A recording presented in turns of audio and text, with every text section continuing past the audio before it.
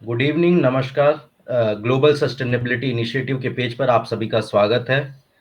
आज हम चर्चा करने वाले हैं कि अनऑर्गेनाइज्ड सेक्टर इकोनॉमी, अव्यवस्थित अर्थव्यवस्था जो है भारत की, जो ऑलमोस्ट 86% 86% भारत का जो वर्कफोर्स है, भारत के लोग जो काम करते हैं उसके 86% हिस्सा इनफॉर्मल सेक्टर इकोनॉमी में काम करता है।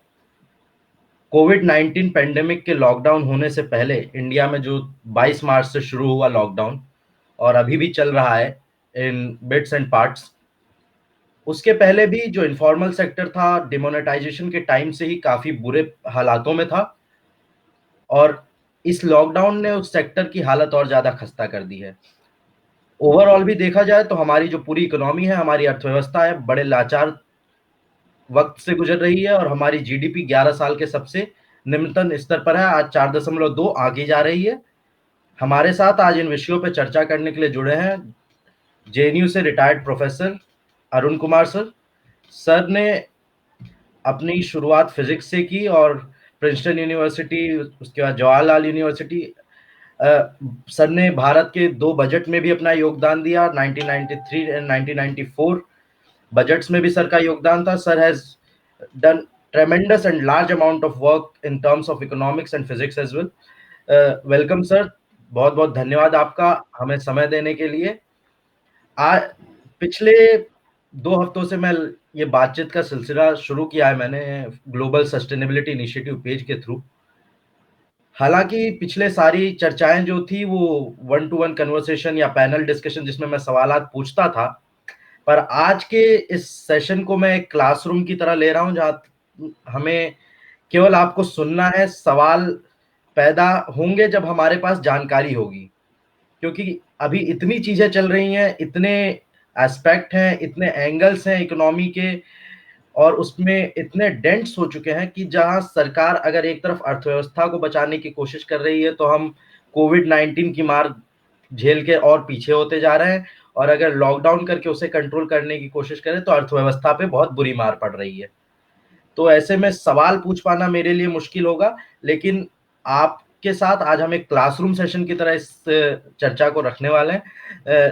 धन्यवाद सर हमें अपना समय देने के लिए। और अब पूरा प्लेटफॉर्म आपका है, आप जितना समय लेना चाहें, जो आप हमें जानकारी देंगे, I am sure that is going to be very valuable and informative for all of us. Sir, the mic is.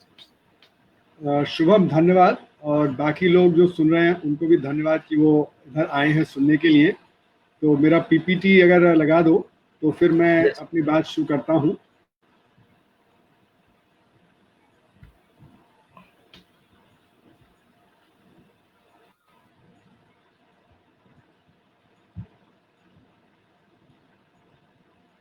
थोड़ा ये बड़ा नहीं हो सकता? हेलो,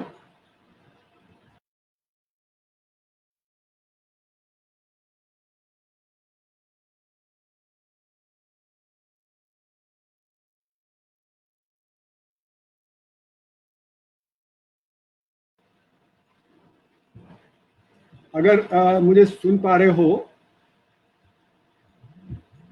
ये तो मूव नहीं कर रहा। मैं इसको पीपीटी को खोल लेता हूं। मैं खोल के करूं तो क्या सुनाई पड़ रहा है? Hello hello hello. हाँ सर। सुनाई पड़ रहा है? मैं अगर पूरा खोल लूं? हाँ सर, सुनाई पड़ रहा है। अच्छा, तो ये तुम्हें लगता है मूव करना पड़ेगा क्या? नहीं सर, आपकी तरफ से आप पीपीटी खोल लीजिए और आप मूव करते रहिए। पीपीटी भी शो हो रही है, आपकी वॉइस भी क्लियर है। अच्छा अच्छा, ठीक है। तो हाँ सर। सबसे पहली बात मैं शुरू करता हूँ कि मैं इस इशू पे काफ़ी लिखा है मैंने मार्च से, तो यहाँ तो बहुत थोड़े में ही अपने बात को रखना पड़ेगा।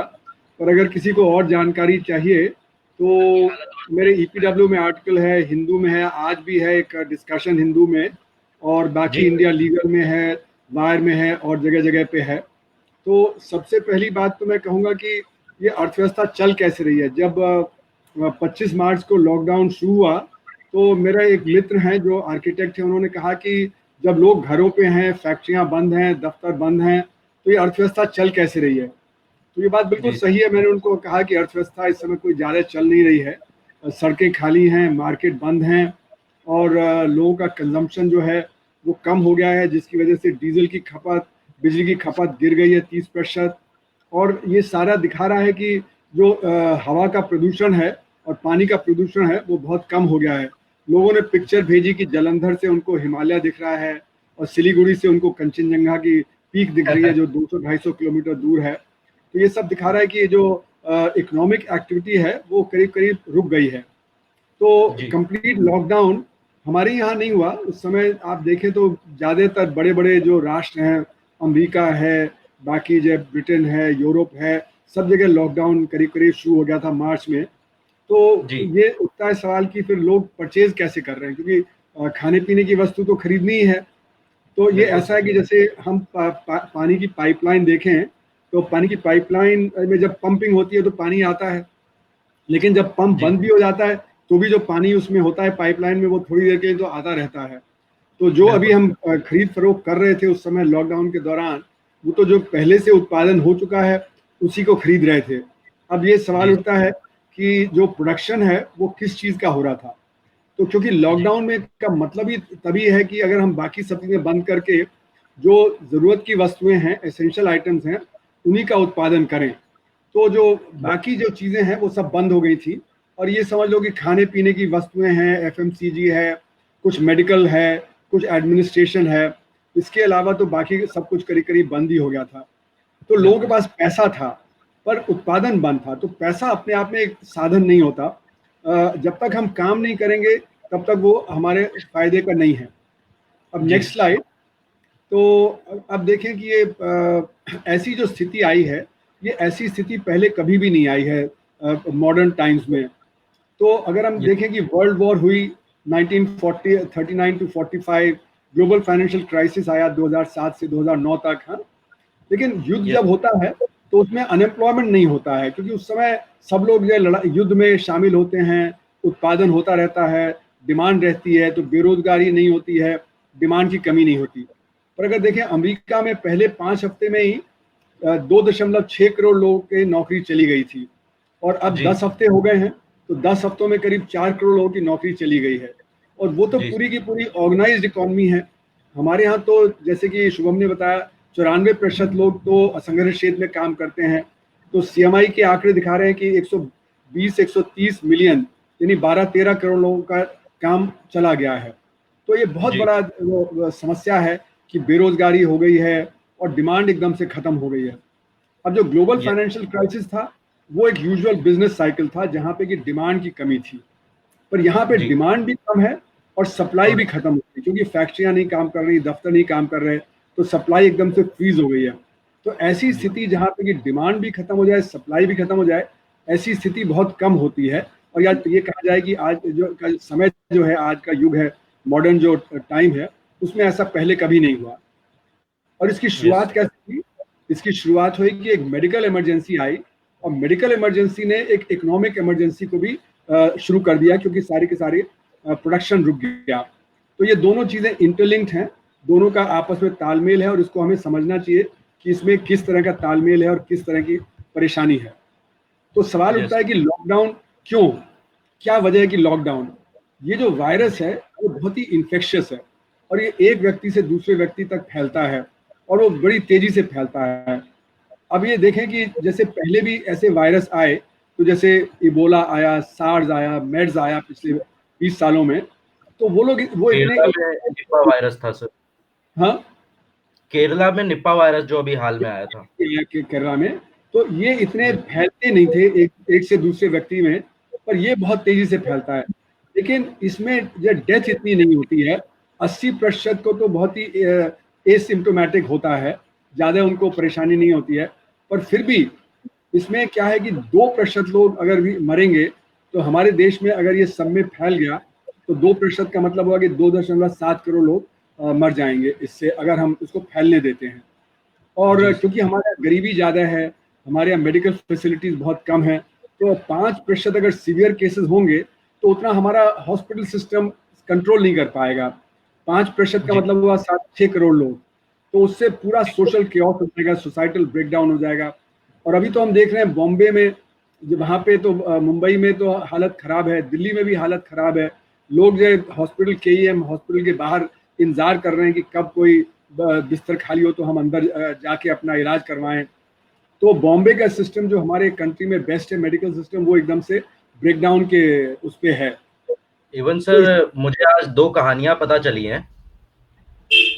हेलो। मेरे यस सर, मैं कह रहा हूँ कि मुझे आज 2 कहानियाँ पता चली। मेरे रूम से मुश्किल से 300 मीटर दूर आज एक व्यक्ति की मदर की डेथ हुई आरएमएल में 2 दिन पहले। हाँ और हॉस्पिटल ने अभी तक उनकी बॉडी मॉर्चरी में रखी हुई है और आरएमएल ने अभी एक अपना प्रेस रिलीज भी जारी किया है, जिसमें उसने लिखा है कि हमारी कैपेसिटी मॉर्चरी की 124 है और अभी हमारे पास कुछ नहीं तो 400-500 डेड बॉडीज रखी हुई हैं। बिल्कुल बिल्कुल, ये तो बार बार आ ही रहा है कि हमारे मेडिकल फैसिलिटीज बहुत बुरी तरह से, जहाँ पे दिल्ली में बम्बई में जहाँ पे कि ठीक ठाक हैं, वहाँ पे जो बहुत वो कमज़ोर हैं।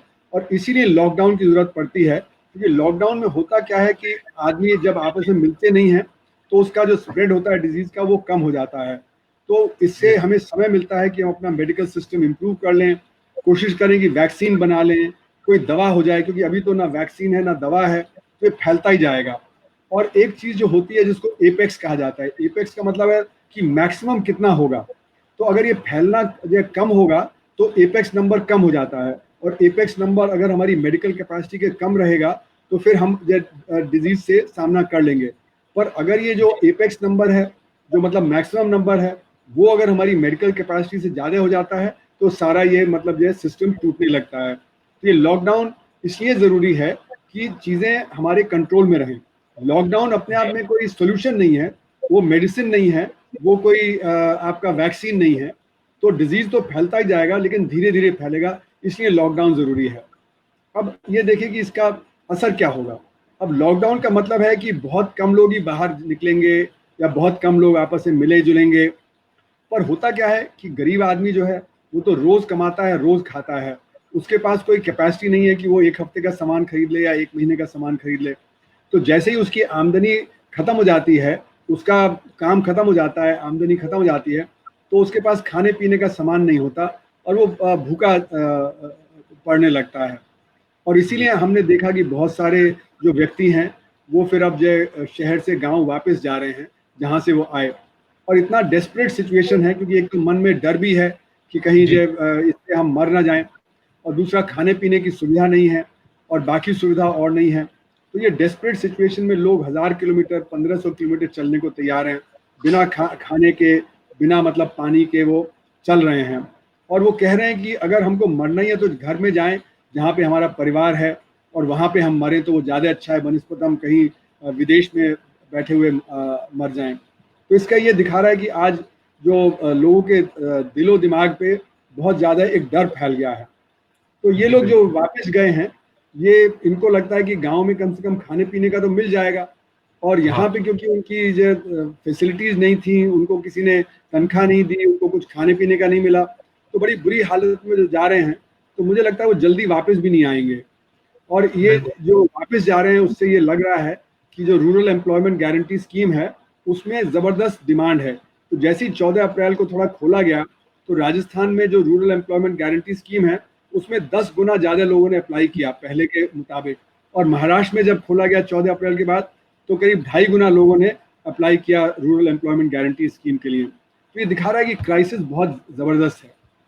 अब ये लॉकडाउन जो हुआ उसको जी, सक्सेसफुल बनाने के लिए हमें करना क्या चाहिए था, ये हमें सोचना चाहिए। क्या हमने वो किया जो हमें करना चाहिए था? तो हमारे देश में जो गरीबी है वो इतनी ज़्यादा है कि वो लॉकडाउन जो गरीब व्यक्ति है उसके लिए झेलना बड़ा ही कठिन है। तो जो हमारा अनइक्वल सिस्टम बन गया है, जो बहुत ही एक मतलब जो अमीर गरीब की खाई इतनी जो बड़ी हो गई है, वही एक वजह है कि हम लॉकडाउन को ठीक से इम्प्लीमेंट नहीं कर पा रहे हैं। और ये देखिए कि जो गरीब आदमी है वो तो बहुत ही कंजेस्टेड उसमें एनवायरनमेंट में रहता है, उसके पास पीने का पानी नहीं होता है, उसके पास साबुन नहीं होता है, उसके पास बाकी फैसिलिटी नहीं है, टॉयलेट कॉमन है या उसको बाहर जाना पड़ता है, तो बड़ी अनसिविलाइज कंडीशन में रहता है। और जहाँ पे कि अगर इतना कंजेशन है, जैसे कि बम्बई में सुनने में आता है एक कमरे में लोग शिफ्ट में सोते हैं, तो 10 लोग एक कमरे में होते हैं या 15 होते हैं, तो अब वो क्योंकि काम बंद हो गया है तो वो 10-15 लोग एक ही कमरे में सारा 24 घंटे रहेंगे, तो वहाँ पे आइसोलेशन तो हो ही नहीं सकता, फिजिकल डिस्टेंसिंग नहीं हो सकती है। तो इसलिए ये बहुत मुश्किल की बात है कि जो हमारा गरीब व्यक्ति है वो फिजिकल डिस्टेंसिंग कैसे करे। और मैं इसको फिजिकल डिस्टेंसिंग बोलता हूँ, सोशल डिस्टेंसिंग नहीं बोलता, क्योंकि सोशल डिस्टेंसिंग में तो और भी बहुत सारी चीजें आ जाती हैं, तो हमको फिजिकल डिस्टेंसिंग इसको बोलना चाहिए। तो लॉकडाउन को अगर हमें सक्सेसफुल बनाना है तो जो लोग जहाँ पे भी हैं, हमारे गरीब जो कामगार लोग हैं, उनको वहाँ पे उनके जो ज़रूरत की चीज़ें वो मुहैया करानी चाहिए, खाना पीना उनको वहीं पे मुहैया कराना चाहिए। नहीं तो वो घर से निकलेंगे और वो घूमेंगे और खाने पीने के लिए निकलेंगे, तो फिर वो लॉकडाउन सक्सेसफुल नहीं होगा। दूसरी बात, डीकंजेस्ट करना बहुत ज़रूरी है। जो वापस गांव जाना चाहते हैं उनको सुविधा दी जाए कि वो गांव वापस जाएं। जो बाकी बच जाएं उनको स्कूल हैं, हॉल हैं और बाकी और इमारतें हैं या प्लेग्राउंड है, वहाँ पे टेंट की कॉलोनी बना दी जाए।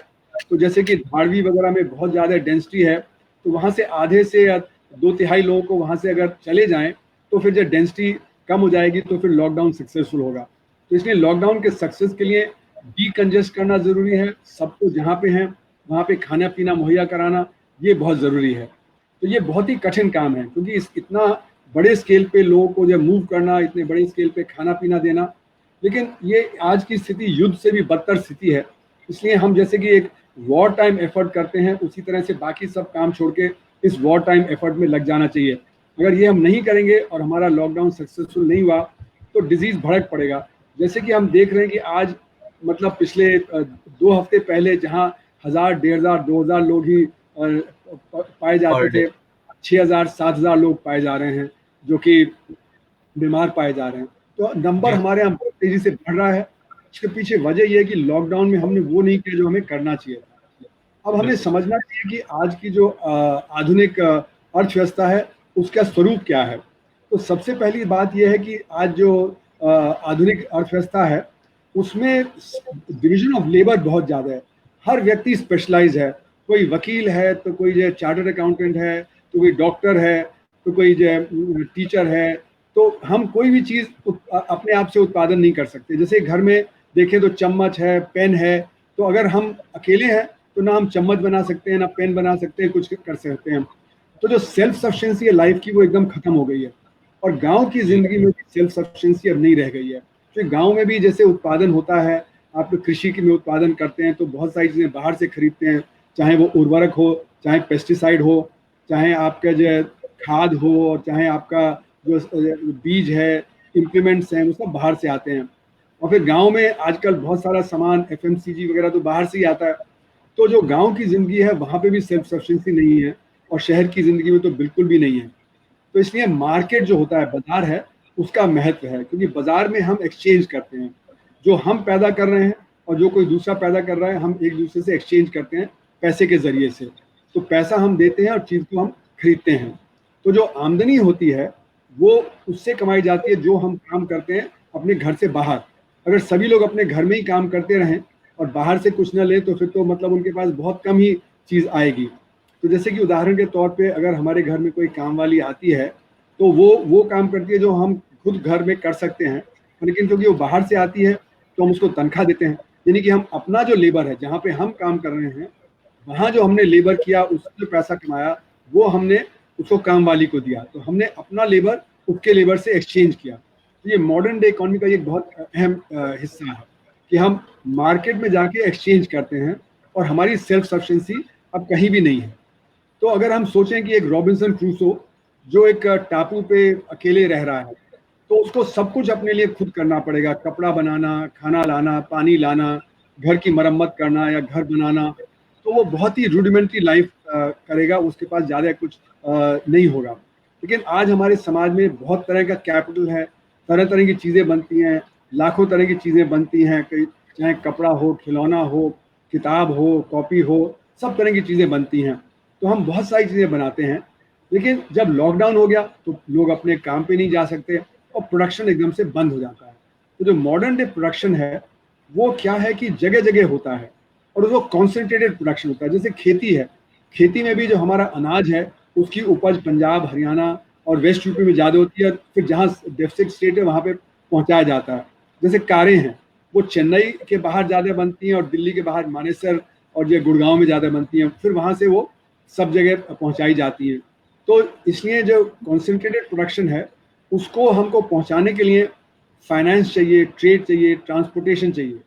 तो ये जो है, ये जो सारा मॉडर्न डे प्रोडक्शन है, जो स्पेशलाइज्ड प्रोडक्शन है, उसमें फाइनेंस की, ट्रेड की और ट्रांसपोर्टेशन का बहुत अहम हिस्सा है। तो इसको हम ग्लोबल सप्लाई चेन बोलते हैं कि ग्लोबल सप्लाई चेन से ही जैसे कुछ होता है। जैसे कि अगर नाइकी का जूता है तो वो कहीं उसका जो सोल बनेगा, तो कहीं उसका जो अपर बनेगा, तो कहीं उसका जो सिलाई होगी। तो इसलिए जो कहीं भी कोई बड़ा देश भी जो है वह सेल्फ सफिशिएंट नहीं रह गया है। तो चाइना एक ग्लोबल जो सप्लाई चेन है उसके बिल्कुल बीचों बीच में आ गया था और वो डोमिनेट कर रहा था। तो ज़्यादातर जो मैन्युफैक्चर्ड प्रोडक्ट हैं तो वो चाइना की मदद से होते थे। हमारे यहाँ तो जो मेडिसिन भी हैं उसके लिए जो रॉ प्रोडक्ट है वो भी 80% चाइना से आता था। तो चाइना में जैसे ही काम धंधा रुका, सारी दुनिया में काम धंधा पे और प्रोडक्शन पे असर होने लगा। तो ये जो कोरोना वायरस है इसकी वजह से प्रोडक्शन पहले से ही असर होने लगा था। अब जब हम उत्पादन करते हैं तो उत्पादन के लिए हमें इन्वेंट्री चाहिए, मतलब कि हमें रॉ मटेरियल चाहिए। हमें जब उत्पादन करें तो उसमें जो हम जो उत्पादन करते हैं तो सारा का सारा एकदम से बाजार में नहीं जाता, वो पहले डीलर के पास जाता है, डीलर से गोदाम में जाता है, गोदाम से फिर जो रिटेलर के पास जाता है। तो हर जगह इन्वेंट्री होती है, वो इन्वेंट्री होती है रॉ मटेरियल की भी और फिनिश प्रोडक्ट की भी। और जब हम इन्वेंट्री रखते हैं तो उसके लिए हमें वर्किंग कैपिटल चाहिए होता है, उसको हम बैंक से बोरो करते हैं, बैंक से पैसा लेते हैं और उससे फिर वर्किंग कैपिटल के जरिए हम रॉ मटेरियल खरीदते हैं, या जो हमने प्रोडक्ट जो बना लिया तो उसको जब तक बिकता नहीं है तो उसको फाइनेंस करते हैं।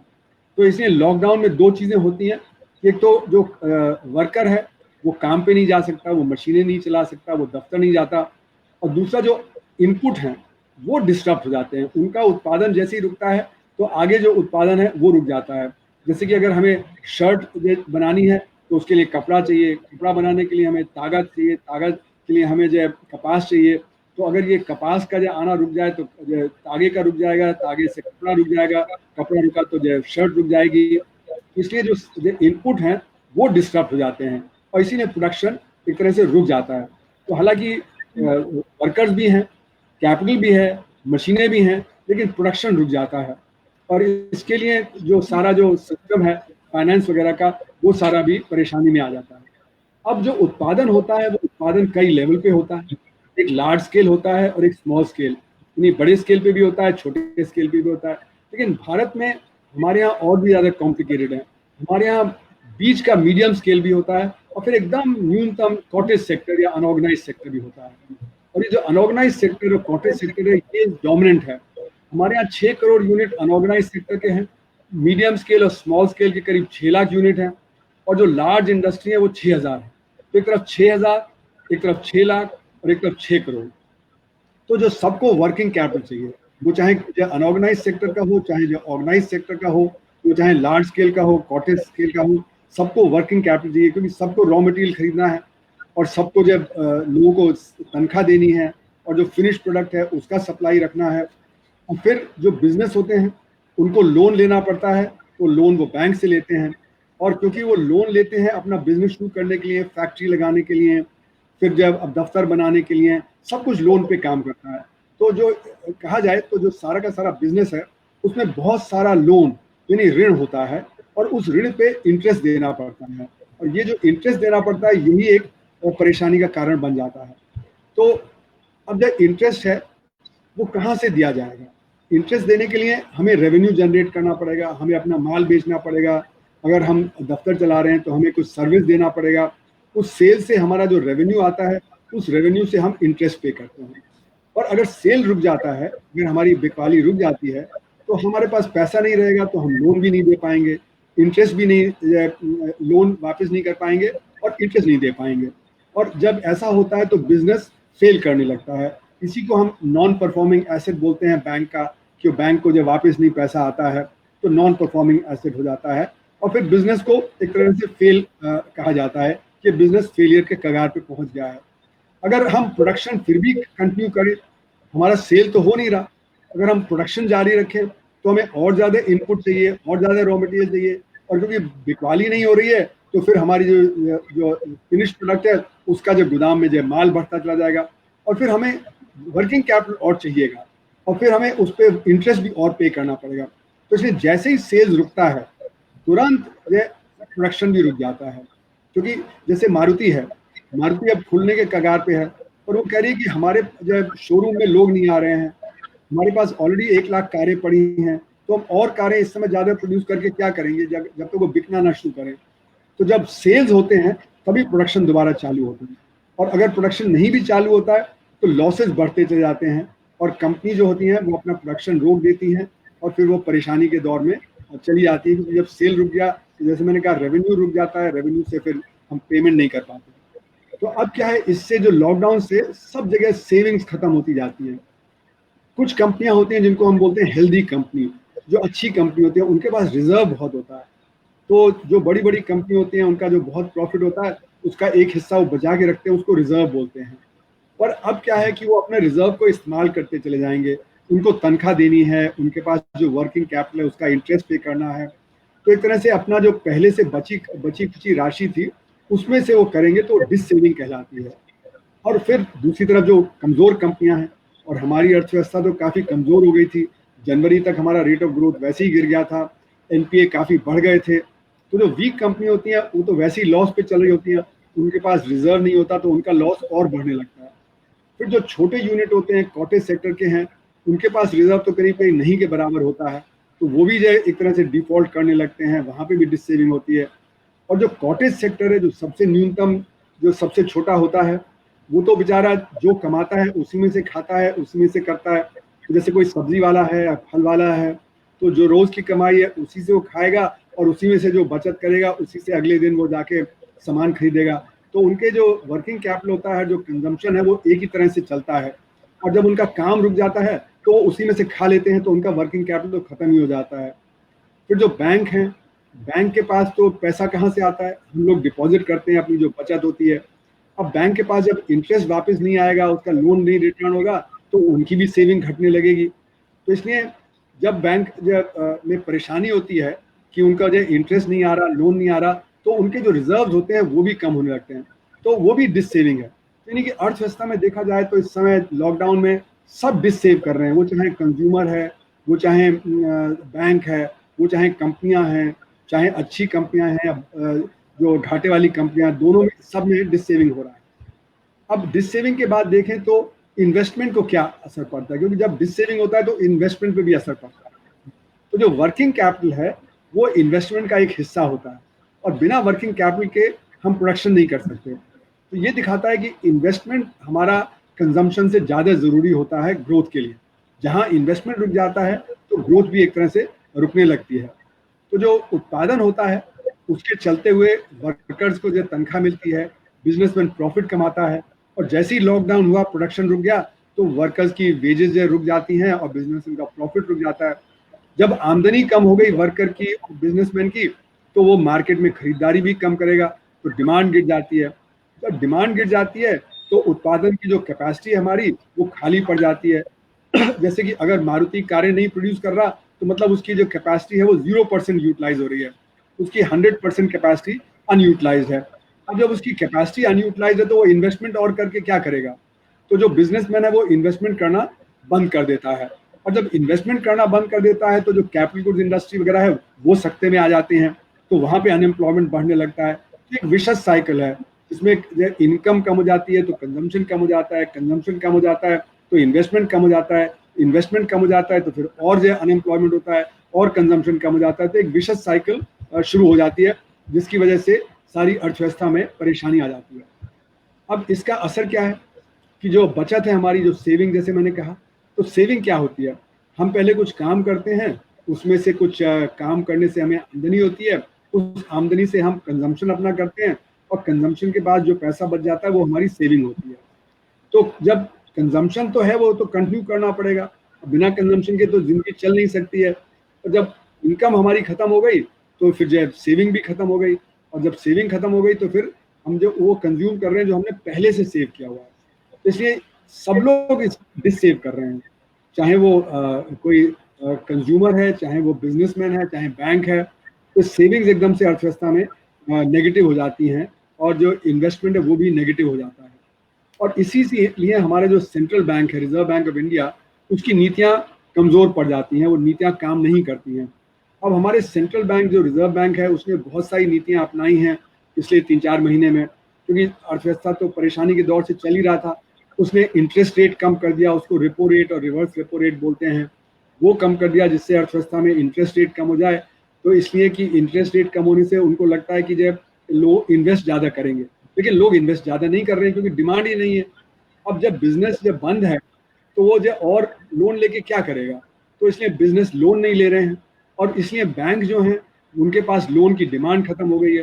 तो बैंकों के पास जो हमने पैसा डिपॉजिट किया है उसके लिए कोई लोन लेने नहीं आ रहा है, तो बैंक क्या कर रहे हैं, उनको तो हमें लोन पे जो इंटरेस्ट देना है तो आरबीआई में डिपॉजिट कर देते हैं, क्योंकि आरबीआई से फिर उनको रिवर्स रिपो रेट का जो दर है वो मिलता रहता है, कुछ तो आमदनी आती रहती है। तो इसलिए आरबीआई रिवर्स रेपो रेट और काट रहा है कि भाई बैंकों को कह रहा है कि भाई तुम आप लोन दो, लोगों को बिजनेस स्टार्ट करें। बैंक कर रहा है कि जब लोग हमारे पास आ ही नहीं रहे तो हम क्या करेंगे। तो इसलिए जो लैक ऑफ डिमांड जो है ना, उससे क्रेडिट भी कम हो जाता है। इसीलिए आरबीआई ने लिक्विडिटी इंट्रोड्यूस की है, सीआरआर इंट्रोड्यूस कट किया है, बाकी लिक्विडिटी इंट्रोड्यूस की है, और उससे अर्थव्यवस्था में कोई असर नहीं हो रहा है। और इसीलिए मैं कहता हूँ कि जो मनी है वो रिसोर्स नहीं है, जो काम है वो इनकम जनरेट करता है, वो रिसोर्स जनरेट करता है। पैसा तो एक जरिया है हमारी अर्थव्यवस्था को चलाने का। अब नेक्स्ट हम आते हैं कि असंगठित क्षेत्र पे क्या असर है।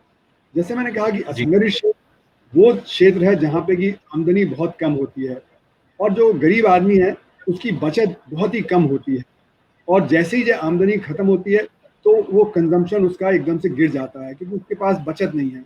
वो जैसे कि मिडिल क्लास वाला, अपर मिडिल क्लास तो जाके बाजार में ढेर सारा सामान खरीद लाया कि अब लॉकडाउन होगा तो शेल्फ खाली हो गए, एफएमसीजी का प्रोडक्शन 50% ज़्यादा, खपत ज़्यादा हो गई, 50% लोगों ने घरों में भर लिया। और अमेरिका में देखा तो वहाँ पे लोगों ने जो वहाँ पे जाके इतना सामान खरीद लिया कि जो उनके सुपर मार्केट वगैरह हैं वहाँ पे सब जो शेल्फ खाली हो गए। तो इसलिए जो middle class, upper middle class कर सकता है वो असंगठित क्षेत्र वाला नहीं कर सकता है। और इसीलिए जैसे मैंने कहा कि वो रिवर्स माइग्रेशन कर रहा है, शहरों से गांव में पलायन कर रहा है। तो ये जो हमारा अनइवन डेवलपमेंट का मॉडल है उसी की वजह से ये माइग्रेशन हो रहा है, और वो जो है इसको हमको री एग्जामिन करना पड़ेगा एक बार ये पैंडेमिक जब खत्म हो जाए। और जैसे मैंने पहले कहा कि जो कॉटेज सेक्टर है, जो असंगठित क्षेत्र का बड़ा हिस्सा है, तो वहाँ पे जो उनकी जो बचत होती है, जो उनका वर्किंग कैपिटल होता है, वो एकदम से खत्म हो जाता है। वो एक हफ्ते से ज़्यादा वो नहीं बचा पाते हैं अपने आप को, और उसके बाद फिर वो कंजम्पशन भी नहीं कर सकते हैं। फिर एक तबका होता है असंगठित क्षेत्र का जो सेल्फ एम्प्लॉयड होता है, जैसे कि रेहड़ी पटरी वाला है, जैसे कि नाई है, बढ़ई है, प्लम्बर है।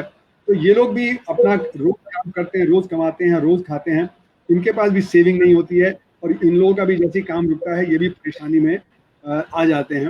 और इसलिए मतलब सब तरह का जो असंगठित क्षेत्र है, वो चाहे छोटा कारोबारी हो, वो चाहे सेल्फ एम्प्लॉयड हो, वो चाहे वर्कर है, सभी की परेशानी इस समय बहुत ज़्यादा हो गई है।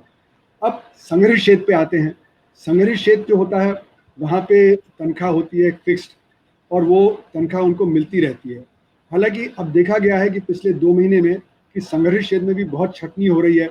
वहाँ पे हालांकि सरकार ने शुरू में कहा था कि आप छटनी नहीं कर सकते हैं, आप तनख्वाह देते रहें, लेकिन जो ऑर्गेनाइज सेक्टर के जो इंडस्ट्री है वो कह रहा है कि हमारे पास तो इतनी सेविंग नहीं है, हम कहाँ से इतनी तनख्वाह दें। तो वहाँ पे बहुत सारे लोगों को भी काम से निकाल दिया गया है, चाहे वो उबर हो, ओला हो, चाहे कॉग्निसेंट हो, ऐसी बड़ी बड़ी कंपनियां जो हैं वहाँ पे लोगों को निकाला गया है।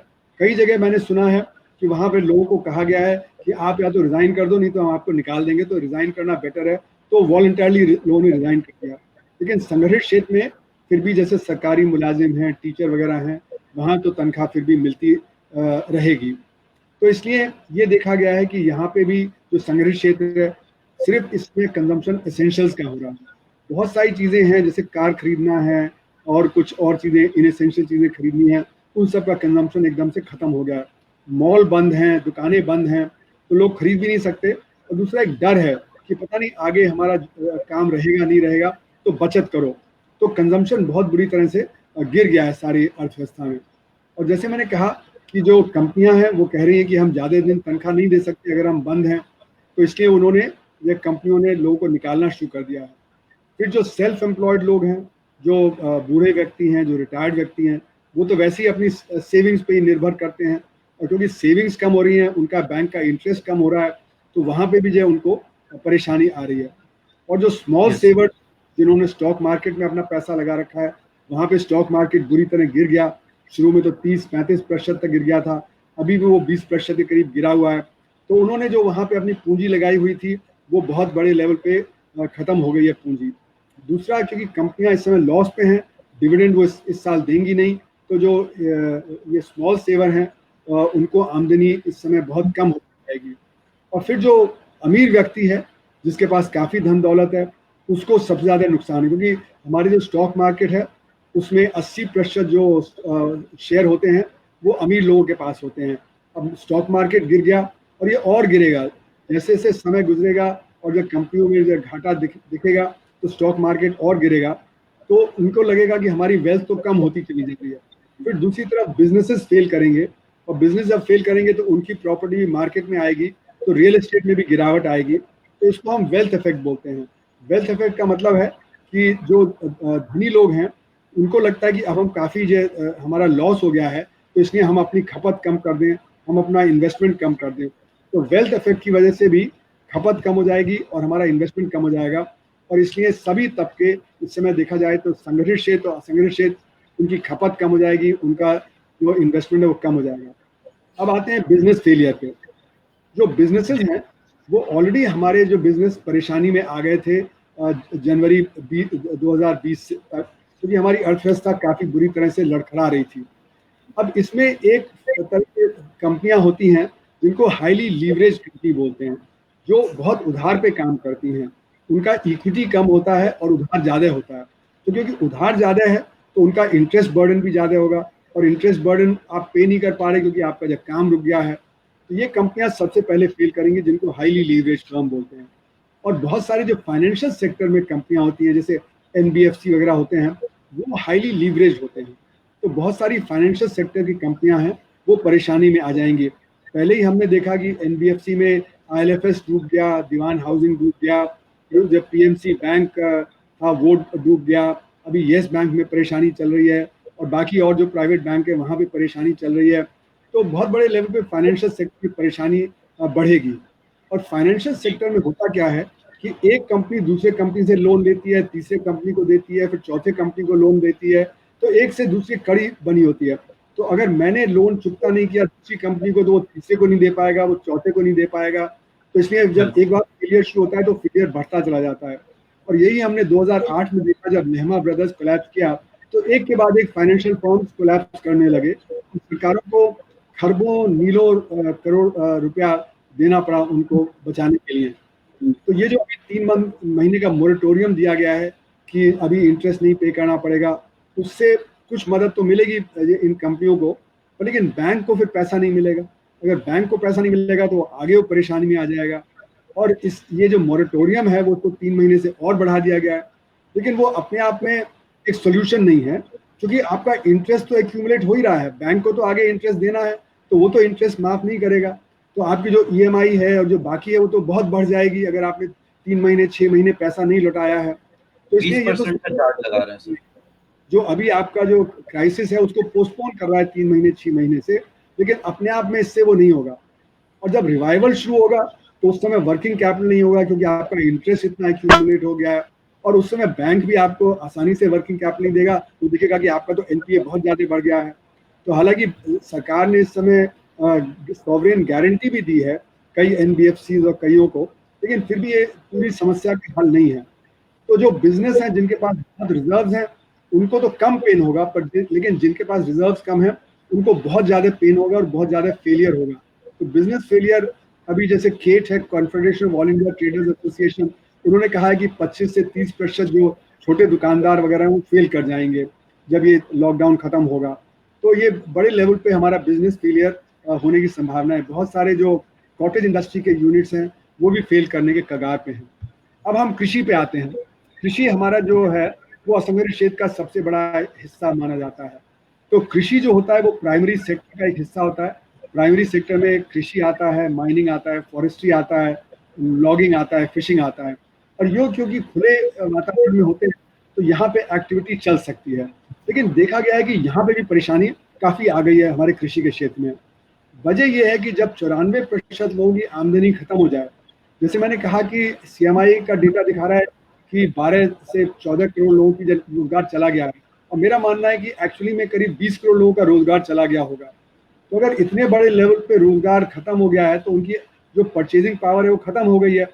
तो अगर ये मान लिया जाए कि हर परिवार में 4 लोग हैं तो 80 करोड़ लोग हैं जिनकी आमदनी एकदम से खत्म हो गई है, तो सारा जो डिमांड है वो एकदम खत्म हो गई, और खाने पीने की वस्तुओं की भी डिमांड एकदम से खत्म हो गई है।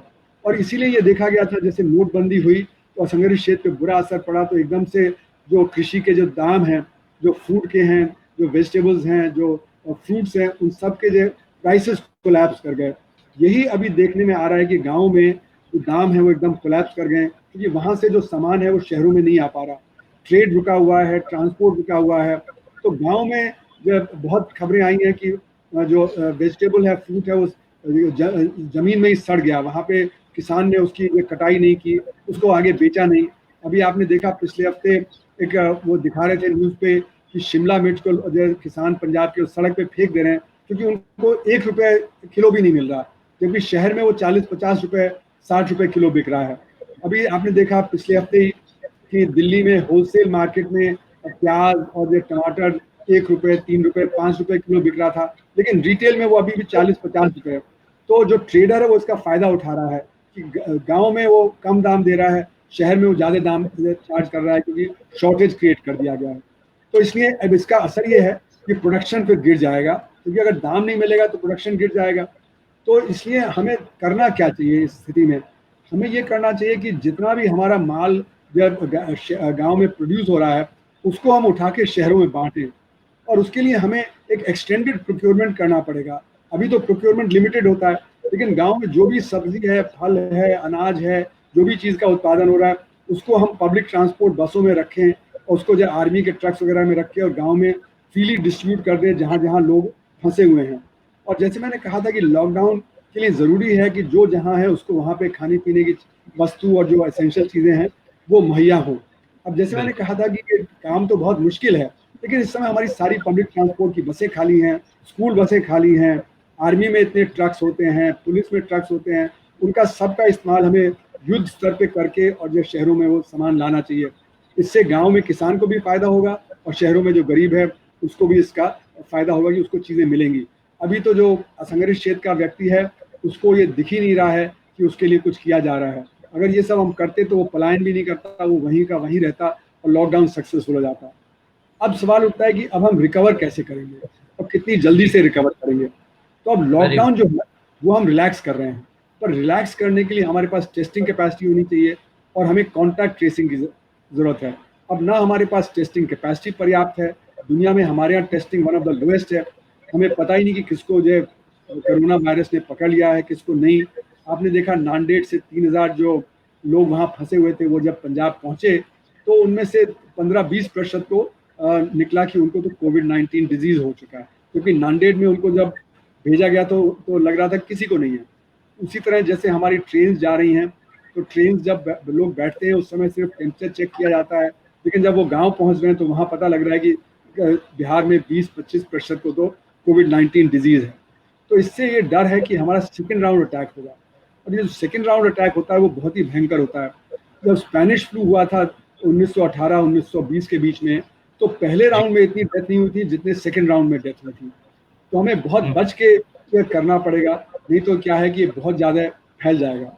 अब सवाल ये कि एक तो ये है कि अब हम जो लॉकडाउन लिफ्ट कर रहे हैं, तो लॉकडाउन लिफ्ट करने से क्या हमारी इंडस्ट्री दोबारा स्टार्ट होगी, क्या हमारा जो बिजनेस दोबारा स्टार्ट होगा? और मैंने जैसे कहा कि बहुत बड़ा लेवल पे तो ये फेलियर हो रहा है, वर्किंग कैपिटल नहीं है, बैंक उधार देने को तैयार नहीं है, और फिर कंज्यूमर सेंटिमेंट बहुत ही घबराया हुआ है। कंज्यूमर सेंटिमेंट ये है कि इस समय बहुत ज़्यादा खरीदारी नहीं करेंगे, लोग बच के खरीदारी करेंगे। तो हमारे घर के सामने एक व्यक्ति रहते हैं, वो डीएलएफ में काम करते हैं और काफ़ी अमीर हैं। तो वो जब लॉकडाउन हुआ तो तीसरे दिन वो मुझे कहते हैं, अरुण मुझे तो समझ नहीं आता हम क्यों इतना फिजूल खर्ची करते थे, हम जो जाके मॉल में चीज़ें खरीद लेते थे, हम रेस्टोरेंट जाते थे, हम ट्रैवल करते थे, इस सब की कोई ज़रूरत ही नहीं है। तो बहुत सारे जो व्यक्ति हैं वो इस समय सेंटिमेंट डाउन होने से, घबराहट से इस समय ना ट्रैवल करेंगे, ना वो ज़्यादा खरीदारी करेंगे, तो कंजम्पशन जो है ज़्यादा बढ़ने वाला नहीं है। और क्योंकि जी, हमारा बिजनेस का कैपेसिटी यूटिलाइजेशन बहुत लो है, तो इसलिए वो इन्वेस्टमेंट दोबारा नहीं चालू करेगा। तो ना इन्वेस्टमेंट चालू होगा, ना कंजम्पशन होगा, तो इसलिए जो हमारी रिकवरी है बहुत ही धीरे धीरे होगी। लोग ये कहते थे कि नहीं, वी शेप रिकवरी होगी, जिस तेजी से अर्थव्यवस्था गिरी उसी तेजी से दोबारा बाउंस बैक कर जाएगी। पर मेरा मानना है कि दोबारा बाउंस बैक करने में कई साल लगेंगे इसको, तो बहुत ही ग्रेजुअल यू शेप रिकवरी होगी। और वो तभी होगी जब हमारा उत्पादन होगा, जब हमारा जो रोजगार पैदा होगा, जब हम आमदनी जनरेट करेंगे। लेकिन बिजनेस के पास जब वर्किंग कैपिटल नहीं होगा तो कैसे होगा? और बैंक्स की फाइनेंशियल हालत तो वैसे ही खराब है, तो वो भी इस समय बहुत ज़्यादा इस समय कैपेसिटी में नहीं होंगे कि वो बहुत ज़्यादा लोन वगैरह दे पाएँ। तो इसलिए जो ग्रेजुअल रिकवरी होगी। अब क्या हमारा रेट ऑफ ग्रोथ है, ये समझने की जरूरत है। हमारी अर्थव्यवस्था लॉकडाउन में 25% से ज़्यादा पे काम नहीं कर रही थी, यानी कि जी, मार्च अप्रैल में हमारी अर्थव्यवस्था -75 -70% की रेट ऑफ ग्रोथ पे थी। और अगर हम ये मान लें कि बहुत ऑप्टिमिस्टिक वे में कि 1 साल में हम रिकवर करेंगे, मेरा मानना है कि 2-3 साल तक नहीं होगा, पर लेकिन बहुत ही ऑप्टिमिस्टिक होगा, तो अगर 1 साल में हम रिकवर करेंगे, तो जहाँ जनवरी 2020 में थे, वहाँ हम 1 साल में पहुँचे, तो यानी कि 0% रेट ऑफ ग्रोथ 1 साल बाद होगा। तो अभी -75 से लेके 0 का, तो एवरेज में हमारी रेट ऑफ ग्रोथ -37.5% होगी। यानी कि उत्पादन जो पिछले साल 204 लाख करोड़ था, वो गिर के 130 लाख करोड़ रह जाएगा। यानी 70-75 लाख करोड़ रुपए का अर्थव्यवस्था में नुकसान हो जाएगा। और ये ज़्यादातर नुकसान होगा असंगठित क्षेत्र का, जो हमारे कामगार हैं, जो हमारे छोटे छोटे बिजनेस हैं, वहाँ पे सबसे ज़्यादा नुकसान होगा। और फिर हमें अभी इन्वेस्टमेंट करना है हेल्थ इंफ्रास्ट्रक्चर में, डिजीज़ को टैकल करने में। तो ये सारे के लिए हमें बहुत टाइट गवर्नेंस चाहिए। हमारा सिस्टम बहुत ही करप्ट है। वहाँ पे भी देखा जा रहा है कि जैसे पुलिस वाले हैं वो पैसे ऐंठ रहे हैं, ये तो कह रहे हैं कि हम आपको कोरोना घोषित कर देंगे, या जो लोग पलायन कर रहे हैं उनसे पैसे ऐंठ कर रहे हैं। तो हमारा गवर्नेंस जितना कमज़ोर है, जितना खराब है, उसमें ये सब करना काफ़ी कठिन हो रहा है इस समय। अब ये सवाल उठता है कि सरकार के पास साधन कहाँ से आएंगे? तो जो सरकार के पास जो टैक्स कलेक्शन होता है, वो इनकम से होता है, प्रोडक्शन से होता है, कंजम्पशन से होता है। तो जो इनडायरेक्ट टैक्स है वो प्रोडक्शन से और कंजम्पशन से होता है। जो डायरेक्ट टैक्स है वो इनकम टैक्स होता है, कॉर्पोरेशन टैक्स होता है। अब क्योंकि अर्थव्यवस्था कोलैप्स कर गई है, तो इसलिए हमारा टैक्स कलेक्शन भी कोलैप्स कर जाएगा। अब जैसे कि अगर आप देखें, जीएसटी है जो इनडायरेक्ट टैक्स है, जो प्रोडक्शन पे और कंजम्पशन पे है, वो ज़्यादातर कलेक्ट होता है सिन गुड से, या जो लग्जरी आइटम्स हैं वो 18%, 28% और 43% पे होते हैं। और जो एसेंशियल आइटम्स होते हैं वो 0% पे या 5% पे होते हैं। तो इस समय उत्पादन तो एसेंशियल का ही हो रहा है, तो या तो वो 0 देते हैं या 5 देते हैं। और जो सिन गुड्स हैं या जो नॉन एसेंशियल आइटम्स हैं, जो 28% 43% देते हैं, उनका उत्पादन नहीं हो रहा है। तो मेरा मानना है कि जीएसटी कलेक्शन बेतहाशा गिरेगा। और इस समय अप्रैल में वो 15% के लेवल पे था, जो पिछले अप्रैल के कंपैरिजन में है। तो ये बहुत बुरी तरह गिरेगा। उसी तरह क्योंकि कंपनियां 2 महीने 3 महीने बंद रही हैं, तो उनका इस साल प्रॉफिट 0 हो जाएगा, तो वो कॉर्पोरेशन टैक्स नहीं पे करेंगे। बहुत सारे लोग की आमदनी कम हो गई है, तो वो इनकम टैक्स नहीं पे करेंगे। तो इसलिए मेरा मानना है कि जो हमारा जो टैक्स कलेक्शन था, जो 16% था जीडीपी का पिछले साल सेंटर और स्टेट्स को मिला के, वो गिर के 8% है, उससे कम हो जाएगा। तो 16% जीडीपी का मतलब कि पिछले साल 204 लाख करोड़ था, तो उस पर 16% का मतलब हुआ 32 लाख करोड़ रुपए टैक्स कलेक्शन। इस साल वो 8% होगा, 130 लाख करोड़ रुपए, यानी कि वो सिर्फ 10 लाख ही करोड़ रह जाएगा। यानी करीब 22 लाख करोड़ रुपए से टैक्स कलेक्शन कम हो जाएगा। इसके साथ साथ हमारा जो होता है नॉन टैक्स जो रेवेन्यू कलेक्शन होता है, जैसे डिसइन्वेस्टमेंट से, पब्लिक सेक्टर के जो डिविडेंड वगैरह होता है, वो सब भी बुरी तरह गिरेगा। तो इसलिए करीब 25 लाख करोड़ रुपए से सेंटर और स्टेट्स का जो रेवेन्यू है वो गिर जाएगा। और इतना गिरेगा कि जो सरकार के जो नॉर्मल एक्सपेंस हैं वो भी सरकार इस समय नहीं उठा पाएगी। और उसके ऊपर उसको फिर जो सर्वाइवल पैकेज देना है, गरीब आदमी को देना है, हेल्थ इंफ्रास्ट्रक्चर को देना है, तो खर्चे की तरफ बढ़ जाएंगे और दूसरी तरफ जो आमदनी है वो बेतहाशा गिर जाएगी। तो सरकार के जो खर्चे होते हैं उनमें इंटरेस्ट पेमेंट तो कमिटेड होता है, क्योंकि तो हमने पहले पैसा बोरो किया है, फिर तनख्वाहें हैं, डिफेंस है, फिर जो हमारा जो ट्रैवल है, मीटिंग्स है, तो ये बहुत सारा खर्चा हमें काटना पड़ेगा। नहीं तो जो 25 लाख करोड़ रुपए हमारा कम रेवेन्यू कलेक्शन हुआ और ऊपर से हमारा खर्चा बढ़ गया, तो ये हम मीट नहीं कर पाएंगे। तो तनख्वाहें भी काटनी पड़ेंगी, डिफेंस एक्सपेंडिचर भी काटना पड़ेगा, ट्रैवल है, मीटिंग्स हैं, इन सबको काटना पड़ेगा। तभी जाके हमारे पास पर्याप्त पैसा होगा कि हम सर्वाइवल पैकेज गरीब आदमी को मदद दे सकें। तो जो इस समय देखें तो हमारे पास जो रिसोर्सेज हैं वो सिर्फ सर्वाइवल पैकेज के लिए बचेंगे, पब्लिक इन्वेस्टमेंट भी करना बहुत ही कठिन हो जाएगा। और आप देखें तो हमारा डेफिसिट कितना होगा बजट में। पिछले साल हमारा डेफिसिट था वो सेंट्रल बजट में तो कहने के लिए 3.8% था, लेकिन क्योंकि हमने बहुत सारा डेफिसिट पब्लिक सेक्टर पे डाल दिया था और बहुत सारा डेफिसिट स्टेट्स का है, तो 10% की लेवल पे वो फिजिकल डेफिसिट हमारा चल रहा था। तो 10% तो 204 लाख करोड़ पे था, तो अब 130 लाख करोड़ पे वो 15.5% हो जाएगा। तो हमें खर्चे काटने पड़ेंगे, नहीं तो 15.5% तो पिछले साल के ही लेवल पे चलेगा। अब हमारा टैक्स रेवेन्यू कम हो गया तो 17% हमारा वो कम हो गया, तो ये 32.5% हो जाएगा। फिर उसके ऊपर हमें जो गरीब आदमी को खाने पीने का देना पड़ेगा। तो अगर हम ये मान के चलें कि 80 करोड़ लोग हैं जो गरीबी की रेखा के नीचे चले गए हैं, उनको हमें 1 साल तक सपोर्ट करना पड़ेगा जब तक अर्थव्यवस्था दोबारा पटरी पे नहीं आती है। और ये माने कि उनको सिर्फ हम वर्ल्ड बैंक की जो एक्सट्रीम पॉवर्टी लाइन है उसका आधा ही दें।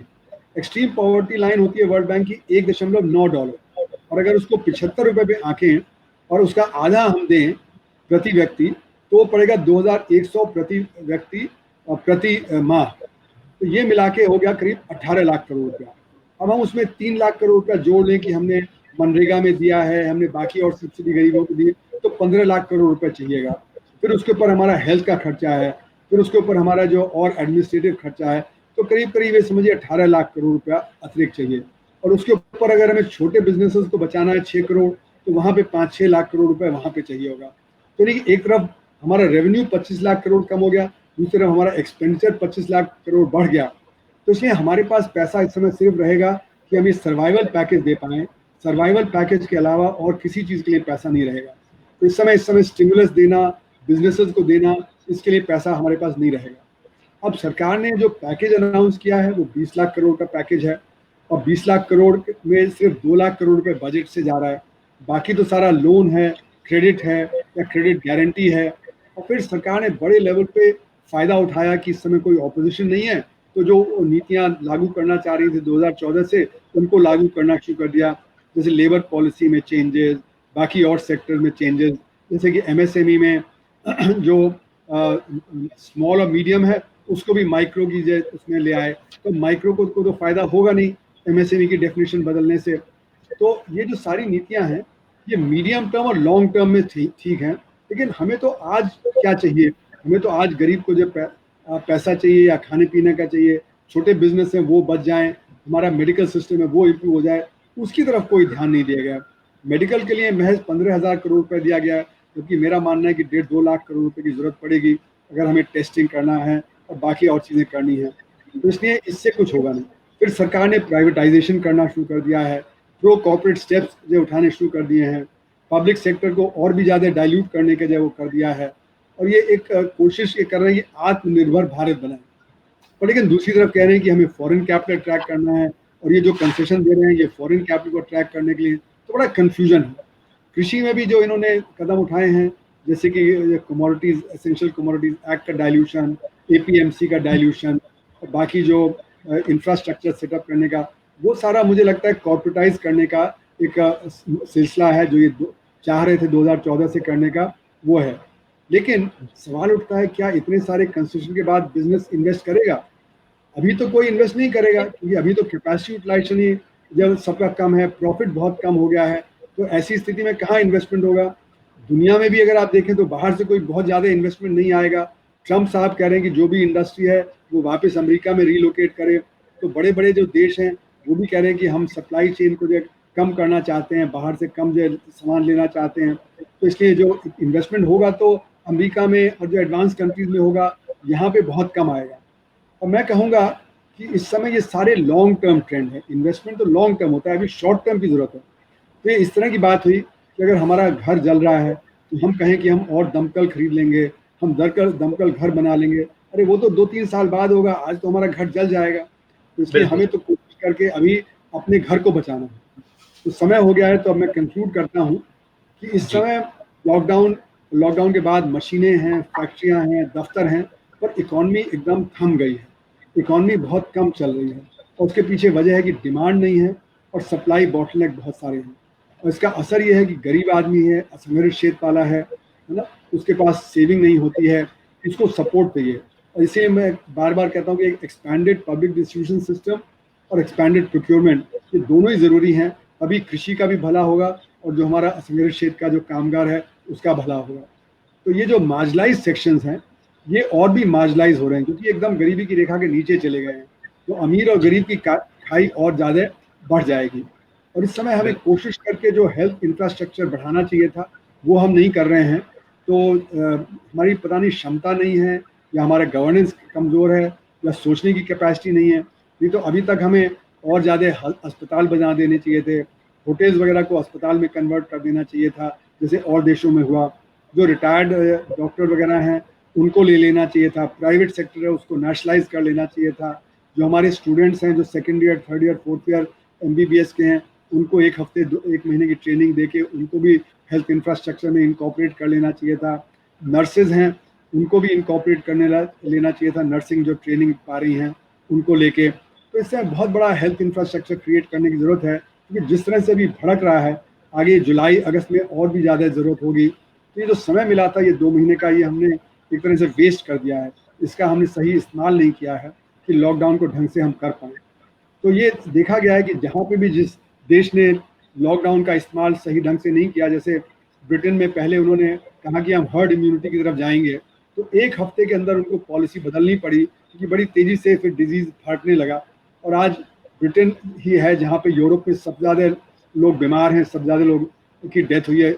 और जो जर्मनी वगैरह जहाँ पे उन्होंने तुरंत कदम ले लिए थे वहाँ पे सबसे कम है। फिर अमेरिका है उसने भी डिले कर दिया 1 महीने का।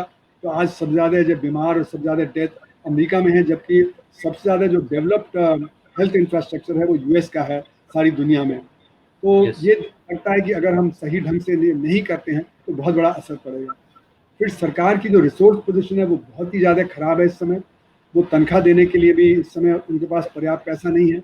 अगर हम तुरंत बजट को दोबारा नहीं जो ड्रॉ करते तो हम और परेशानी में आ जाएंगे। जो बजट जो 1 फरवरी को पेश किया गया था वो एकदम से बिल्कुल ही बेकार हो गया है, क्योंकि ना उतना टैक्स आएगा और खर्चे जो हैं वो हम कर नहीं पाएंगे, हमें तनख्वाहें वगैरह काटनी पड़ेंगी। तो बजट को दोबारा रीफॉर्मुलेट करके तभी हमको प्रायोरिटी डिटरमिन करनी पड़ेगी कि हम किस चीज़ में कहाँ पे कितना खर्च कर सकते हैं। तो ये जो सारी समस्याएं हैं ये हमारे अनइवन डेवलपमेंट की समस्याएं हैं। अगर हमने इतना अनइवन डेवलपमेंट ना किया होता तो इतना पलायन ना होता, रोजगार सबको जहाँ है वहाँ मिलता, लोगों के पास जो लिविंग कंडीशंस हैं वो सही होती, लोगों के पास सेविंग होता अपने आप को बचाने के लिए। ये सब जो बहुत बड़े तबका जो हमारा असंगठित क्षेत्र का है वहाँ पे नहीं है। तो एक बार हम इससे जूझ लें तो हमें अपने डेवलपमेंट पैराडाइम के बारे में दोबारा सोचना पड़ेगा कि किस तरह का डेवलपमेंट पैराडाइम हो, क्योंकि ये जो पैंडेमिक है ये तो आते ही रहेंगे। अभी चाहे मतलब ये इतना भारी पैंडेमिक जो ये कोविड-19 का है वो काफ़ी समय बाद आया है, पर लेकिन इबोला, सार्स, मेर्स, निपा वगैरह तो आते ही जा रहे हैं। और कोई भी नया वायरस हो सकता है जो और भी ज़्यादा विरुलेंट हो, और वो विरुलेंट होने के साथ साथ उसमें डेथ भी और ज़्यादा हो, जैसे कि इबोला में था। तो ये भी संभावना है। तो इसलिए हमें तो तैयार रहना चाहिए कि आगे क्या होगा। तो इसका असर हमारा जो डेवलपमेंट पैराडाइम है उसको हमें सोचना पड़ेगा। हमें अपनी अर्थव्यवस्था कितना खोलना चाहिए, कितना ट्रेड करना चाहिए, पर्यावरण पे क्या असर है, हमें ट्रैवल कितना करना चाहिए वगैरह वगैरह। तो कुल मिला के एक समय आ गया है जबकि हम मतलब पहले ये पैंडेमिक से डील कर लें और फिर उसके बाद हम सोचें कि किस तरह की अर्थव्यवस्था चलाएं, किस तरह का समाज चलाएं। धन्यवाद। धन्यवाद सर, बहुत बहुत आपका। आपने कोई एंगल, कोई एस्पेक्ट इकोनॉमी का और कोविड-19 से जो उस पे इम्पैक्ट हुआ है उसको अधूरा नहीं छोड़ा। आपने लगभग लगभग हर क्षेत्र के ऊपर जो प्रभाव पड़ा है हर चीज़ को आपने समझा दिया है। और मुझे उम्मीद है कि सभी को चीज़ें समझ आई होंगी जितनी आसान भाषा में सर ने बताया है कि अनऑर्गेनाइज्ड सेक्टर हो, संगठित क्षेत्र हो, ऑर्गेनाइज्ड सेक्टर जो है, हमारे पास क्या रिसोर्सेस हैं, हमारा बजट किस कंडीशन में है, सभी चीज़ें हमारे सामने सर ने खोल के रख दी हैं। सर क्या आप मुझे सुन पा रहे हैं? हाँ, मैं सुन पा रहा हूँ। जी। तो हाँ, सर ने अब हमें बोलें बोलें। सारी बोलिए। चीज़ें बिल्कुल खोल के समझा दी हैं। मेरा एक सवाल है सर कि एक हाँ। जहाँ आपने मनरेगा की बात की कि हमारा जो अर्बन लेबर हुआ करता था, जो हाँ, ग्रामीण क्षेत्रों से आया था, वो वापस पलायन कर रहा है अपने घरों की तरफ, और वहाँ एक बिल्कुल। डिमांड है। और उसी के पैरेलली हम देखें तो शहरों में भी जो लेबर है उसके पास भी काम बचा नहीं है। बिल्कुल। और तो मैंने किसी पेपर में पढ़ा, किसी पेपर में हाँ, कि एक सजेशन आया कि मनरेगा को अर्बन एरियाज में भी लेके आया जाए। बिल्कुल, क्या बिल्कुल। ऐसी कोई पॉलिसी कारगर साबित हो पाएगी? मैं ये चीज़ ना पिछले 2 साल से बोल रहा हूँ कि हमें एक रूरल एम्प्लॉयमेंट गारंटी स्कीम की तरह अर्बन गारंटी स्कीम भी चलानी चाहिए, क्योंकि जो हमारा असंगठित क्षेत्र है वो तो परेशानी में पहले ही आ गया था और बहुत बड़े लेवल पे अनएम्प्लॉयमेंट बढ़ रहा था, और इसीलिए रिकॉर्ड अनएम्प्लॉयमेंट तो पिछले साल ही हो गया था। तो अब तो जी, मतलब वो रिकॉर्ड से तो मतलब कहीं ज़्यादा है, उससे 10 गुना 20 गुना ज़्यादा और अनएम्प्लॉयमेंट है। वो रूरल एरिया में भी है, अर्बन एरिया में भी है। तो शहरी जो जो गरीब है उसके लिए भी एम्प्लॉयमेंट जनरेशन की बहुत सख्त ज़रूरत है। तो इसलिए मेरा मानना है कि जो 40,000 करोड़ रुपया दिया गया है अतिरिक्त रूरल एम्प्लॉयमेंट गारंटी स्कीम के लिए, वो कम से कम 2-3 लाख करोड़ रुपया अतिरिक्त देना चाहिए था, क्योंकि बहुत बड़े लेवल पे जो लोग पलायन कर गए हैं, समझिए इस समय की जो 20 करोड़ लोग हैं जिनका रोजगार चला गया है, अगर उनमें से 4-5 करोड़ लोग भी वापस चले गए हैं, तो रूरल एरिया में भी चाहिए और अर्बन एरिया में भी जो 5-10 करोड़ लोग हैं जो बेरोजगार हो गए हैं, उनके लिए भी काम शुरू कर देना चाहिए। तो जैसे कि हमारे स्कूल हैं, हमारे जो हेल्थ फैसिलिटीज़ हैं, बाकी हमारे जो जी, और जो अर्बन इंफ्रास्ट्रक्चर है, उसमें पैसा लगा के उनको काम शुरू कर देना चाहिए। तो ये दोनों ही ज़रूरत है। इस समय करीब मेरा मानना है 20 करोड़ लोग हैं जिनका रोजगार इस समय खत्म हो गया है। बिल्कुल। दूसरा सवाल ये है सर कि जब हम आज के समय में अर्थव्यवस्था को देख रहे हैं और सरकार के जो आने वाले समय के प्लान्स, जैसे कि सेंट्रल विस्टा को रिडेवलप करना चाहती है सरकार। हाँ, सरकार ने इसी बीच में डिफेंस में काफ़ी प्रोक्योरमेंट किए हैं और कई डील्स भी साइन हुई हैं कोविड-19 आने के बाद भी। हाँ। तो डिफेंस एक्सपेंडिचर अभी भी कर्टेल होता हुआ नहीं दिख रहा है, नहीं, और सरकार की जो बात। हाँ, इसीलिए मैं कह रहा हूँ कि सरकार को अपना बजट दोबारा ड्रॉ करना चाहिए, क्योंकि बजट में क्या होता है कि रिसोर्स कितना है और एक्सपेंडिचर कितना होगा, तो प्रायोरिटी एक्सपेंडिचर की हो जाती है। अब अगर आपका 25 लाख करोड़ रुपए से रेवेन्यू कम हो जाएगा, तो आप तो तनख्वाह देने लायक भी नहीं रहेंगे, तो डिफेंस एक्सपेंडिचर भी आपको कट करना पड़ेगा, इंटरेस्ट पेमेंट भी आप नहीं कर पाएंगे, और फिर आपको जो 25 लाख करोड़ रुपया अतिरिक्त खर्च करना पड़ेगा गरीब आदमी को सपोर्ट करने के लिए 1 साल, जो 80 करोड़ लोग हैं गरीबी की रेखा के नीचे चले गए हैं, और फिर जो जी, छोटे छोटे बिजनेस हैं उनको सपोर्ट करना, फिर हेल्थ इंफ्रास्ट्रक्चर। तो जैसे ही आप बजट रीड्रॉ करेंगे, सारी प्रायोरिटी आपकी दोबारा हो जाएंगी, फिर आप सेंट्रल विस्ता और फिर ये जो प्रोक्योरमेंट डिफेंस का है, ये सब अपने आप ही कटौती हो जाएगी। तो इसलिए बहुत ज़रूरी है कि बजट को दोबारा बनाया जाए। जो 1 फरवरी को पेश किया गया था बजट, वो तो एकदम मतलब जो रद्दी की टोकरी में डालने लायक हो गया है, क्योंकि उसके तो कोई पैरामीटर बचे ही नहीं है। तो इसलिए बिल्कुल, ये जो फिजूल खर्ची है, जो मीटिंग्स करते हैं, जो फिजूल खर्ची होती है सरकार में, वो सारी तो ख़त्म करनी पड़ेगी और तनख्वाहें काटनी पड़ेंगी। और मेरा मानना है कि जो मिडिल क्लास और अपर क्लास है उसको एक्सेप्ट करना पड़ेगा कि अगर आधी जो आबादी है उसकी तनख्वाह ज़ीरो हो गई है, तो वो तनख्वाह नहीं ले सकते जो तनख्वाह उनकी जनवरी 2020 में थी, क्योंकि बिल्कुल, आधी आबादी को सपोर्ट करने के लिए उनको सैक्रिफाइस करना पड़ेगा। दूसरी तरफ क्योंकि दाम कम हो गए हैं और कंजम्पशन कम हो गया है, सिर्फ एसेंशियल कंजम्पशन चल रहा है, तो जो ऑर्गेनाइज सेक्टर का जो है, जो सरकारी है या जो प्राइवेट सेक्टर में है, उसकी तनख्वाह आधी या एक चौथाई हो जाए तो भी उसका काम चलेगा। तो इसलिए जी, मेरा मानना है कि एक नेशनल स्पिरिट को देखते हुए ऑर्गेनाइज सेक्टर के जो वर्कर्स हैं और जो ऑर्गेनाइज सेक्टर के प्रोड्यूसर्स हैं, उनको भी एक्सेप्ट करना चाहिए कि वो तनख्वाह भी कम होगी और जो उनका प्रॉफिट है वो भी जो कम हो जाएगा।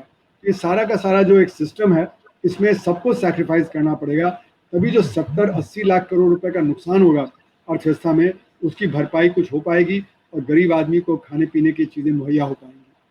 जी। दूसरा एक डिबेट जो काफ़ी लंबे समय से चली आ रही है कि यूनिवर्सल बेसिक इनकम, हाँ। इस कॉन्सेप्ट पे केवल बातें होती रही हैं, कभी कोई कारगर कदम नहीं उठाए गए हैं।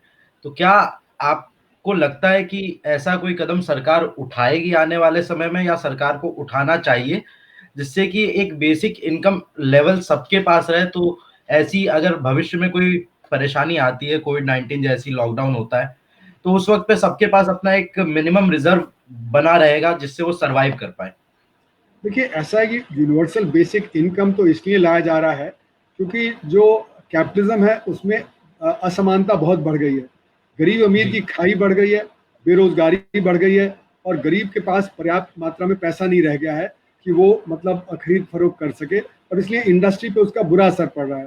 तो जो यूनिवर्सल बेसिक इनकम है वो तो एक तरह से कैपिटलिज्म का एक तरह से ये कहना चाहिए कि जो गलत असर है उसकी वजह से ये हो रहा है।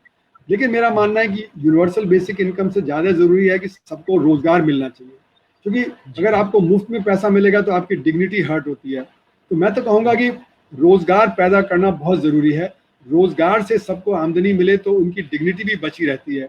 कोई आदमी ये नहीं चाहता कि वो मुफ्त में घर में बैठ के जो खाता रहे, वो चाहेगा कि जो उसको जो काम से जो पैसा मिलता है। तो इसलिए मेरा मानना है कि काम देना सबको बहुत ज़रूरी है। काम कैसे जनरेट किया जाए, किस तरह की टेक्नोलॉजी हो जिससे हम काम कर सकते हैं, रोजगार पैदा कर सकते हैं। अब देखा जाता है कि जैसे कि कंस्ट्रक्शन सेक्टर है, उसमें भी इतना ज़्यादा ऑटोमेशन है कि जो बड़े बड़े रोड प्रोजेक्ट हैं, बिल्डिंग प्रोजेक्ट हैं, वहाँ पे पहले जहाँ पे सैकड़ों लोग काम करते थे, अब 10-20 लोग काम करते हैं। बड़े बड़े ट्रैक्टर्स, बुलडोजर्स, क्रेन्स के जरिए से करते हैं, तो वहाँ पे भी रोजगार पैदा नहीं होता है। तो हमें रोजगार सब जगह पैदा करना पड़ेगा। उसके लिए किस तरह की टेक्नोलॉजी हो, किस तरह का टैक्सेशन हो, इस सब पे। तो इसलिए मैंने कहा कि जो हमारा बेसिक डेवलपमेंट पैराडाइम है उसको ही दोबारा सोचना पड़ेगा कि कैसे हम सबको रोजगार दें। तो जब हम रोजगार नहीं दे रहे हैं तो उस समय यूनिवर्सल बेसिक इनकम की बात सोचनी पड़ेगी, लेकिन वो अपने आप में सोल्यूशन नहीं है। सोल्यूशन है रोजगार पैदा करना और सबके लिए रोजगार पैदा करना, और उसके लिए हमें अपनी अर्थव्यवस्था को, अपने समाज को दोबारा अलग ढंग से संगठित करना पड़ेगा। बिल्कुल। अगला सवाल मेरा ये है सर कि जहां आपने पूरे आज के सेशन में कई बार इस बात का जिक्र किया कि हमारा जो कंजम्पशन है वो अब केवल एसेंशियल कमोडिटीज तक सीमित रह गया, जो बहुत जरूरत की चीजें हम केवल वही परचेज कर रहे हैं। और ये जो साइकोलॉजिकल स्टेट में हम एंटर कर चुके हैं, हमारा जो मानसिक व्यवहार ये तय हो गया है पिछले 2-3 महीनों के लॉकडाउन में कि जो जरूरत की चीजें हैं केवल उस पर खर्चा किया जाए। ऐसे मानसिक बाजार का और कंज्यूमर का जब ऐसा मानसिक स्वभाव है, तो ऐसी परिस्थिति में वापस परचेजिंग कैपेसिटी कैसे बिल्डअप की जा सकती है, जहां जनता कंज्यूमर हर तरह का प्रोडक्ट कंज्यूम करने के लिए तैयार हो पाए? नहीं, देखिए ऐसा है कि परचेजिंग पावर तो होती है आपकी आमदनी से, और क्या आप खरीदना चाहते हैं वो अलग होता है ना। क्या मतलब जैसे एडवर्टीजमेंट है, एडवर्टीजमेंट के जरिए डिमांड क्रिएट की जाती है कि मतलब जैसे कोका कोला है या पेप्सी कोला है, वो तो 99% पानी है, तो हम पानी को कोका कोला के तौर पे या पेप्सी कोला के तौर पे पीते हैं। तो ये माना जाता है कि उसका एडवर्टाइजिंग इतना पावरफुल होता है कि वो यंग लोगों को कहता है कि भाई यू आर कूल, है ना, you are a cool guy अगर आप ये पी रहे हैं। तो अगर आप पानी पी लें तो अच्छा है ना। तो जैसे कि अरब कंट्रीज जब बहुत कंप्लेन करते थे सन 1997-98 में, जिस समय $14 प्रति बैरल ऑयल बिकता था और $200 प्रति बैरल बिकता था कोका कोला। तो कहते थे पानी हमें $200 में दे रहे हो और हमारा पेट्रोलियम जो इतना यूजफुल है वो $14 में कर रहे हो। तो एडवर्टाइजिंग के जरिए हम कंज्यूमरिज्म क्रिएट करते हैं, मतलब जिन चीज़ों की ज़रूरत नहीं है उनका भी जो डिमांड हो जाती है। मतलब जैसे कि मेरे पास एक कमीज़ है, मैं कहूँगा यार 1 साल हो गया, बोर हो गया, अब एक और खरीद लूँ, जबकि वो कमीज़ तो 10 साल चल सकती है। और जैसे कार है वो आपकी 15-20 साल चल सकती है, लेकिन आप 3-4 साल बाद बोलते हो कि अब कार का मॉडल नया आ गया है, अब कर लें। फिर कंज्यूमरिज्म का जो दौर है वो ख़त्म होना बहुत ज़रूरी है, नहीं तो पर्यावरण बचेगा नहीं। और इसलिए मेरा मानना है कि जो परचेजिंग पावर है वो इनकम से आती है, और डिमांड जो क्रिएट होती है वो फॉल्स कंज्यूमरिज्म से। जैसे कि कार बेचनी है तो कार के जो शोरूम होते हैं वहाँ पे एक बहुत ही सुंदर महिला को रख दिया जाता है जिससे कि लोग आकर्षित हों। तो हम सेक्स और वायलेंस को इस्तेमाल करते हैं कंज्यूमरिज्म को बढ़ाने के लिए। तो हमें ये सब के बारे में सोचना पड़ेगा, और ये ज़रूरी नहीं, क्योंकि हमारा वेलफेयर नहीं इम्प्रूव करता। हम कोका कोला पिए या पानी पिए तो कोका कोला से कोई ऐसा नहीं कि हमारा वेलफेयर ज़्यादा इम्प्रूव होता है, हम पानी से भी वो काम चला सकते हैं।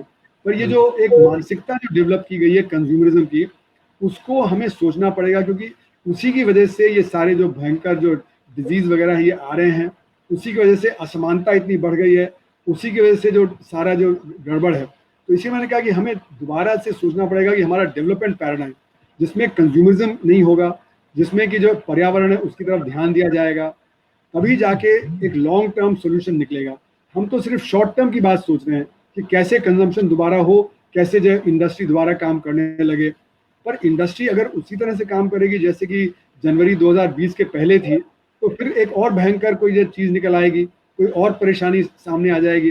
तो अभी तो जो हमारे जो मतलब देश में और जो दुनिया में जो तरह तरह की परेशानियां हैं, जिसको हमने एक तरह से ढक दिया था, जिसपे एक जो कपड़ा ढका हुआ था, वो कपड़ा हट गया है। अब सारी की सारी जो हमारी जो कमजोरियां हैं, परेशानियां, वो हमारे सामने आ गई। अभी भी अगर हम इससे हम नहीं सीखेंगे और इसको नहीं बदलेंगे, तो अगली जो बीमारी आएगी वो और भी ज़्यादा भयंकर हो सकती है। तो इसलिए ज़रूरी है कि हम अपना जो डेवलपमेंट पैराडाइम है, उसकी तरफ ध्यान दे के उसको दोबारा सोचें और उसके बदलने की कोशिश करें।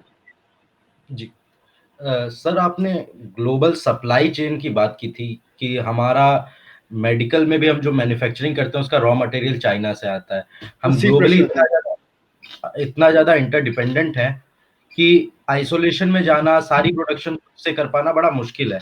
ऐसे समय में जब अमेरिका, चाइना, हर कंट्री, हम भी एक सेल्फ रिलायंट इंडिया बनाने की बात कर रहे हैं, लेकिन हमारा फोकस है कि फॉरेन डायरेक्ट इन्वेस्टमेंट आए और हमने डिफेंस में भी उसको काफ़ी हद बहुत लार्ज स्केल पे बढ़ाया है अभी हाल ही में। तो ऐसे में इंडिया का जो फॉरेन डायरेक्ट इन्वेस्टमेंट और inter relation in terms of trade जो है, वो कैसे इम्पैक्ट होगा कोविड-19 की वजह से?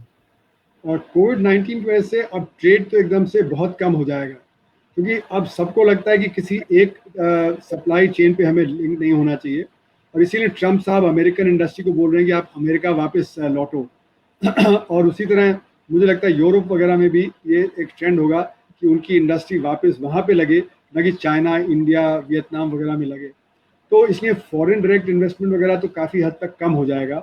फॉरेन जी। पोर्टफोलियो इन्वेस्टमेंट भी वो भी काफ़ी कम हो जाएगा। और अगर देखा जाए तो भारत में भी जो फॉरेन इन्वेस्टमेंट है वो टोटल इन्वेस्टमेंट का महज 5% है। 95% तो हमारा अपना ही इन्वेस्टमेंट है, और जो 95% है उसको हमें बढ़ाना बहुत ज़रूरी है, तभी अर्थव्यवस्था दोबारा पटरी पे आएगी। अगर फॉरेन इन्वेस्टमेंट 5% से 7%, 8% भी हो जाएगा तो अर्थव्यवस्था को नहीं बचा सकता।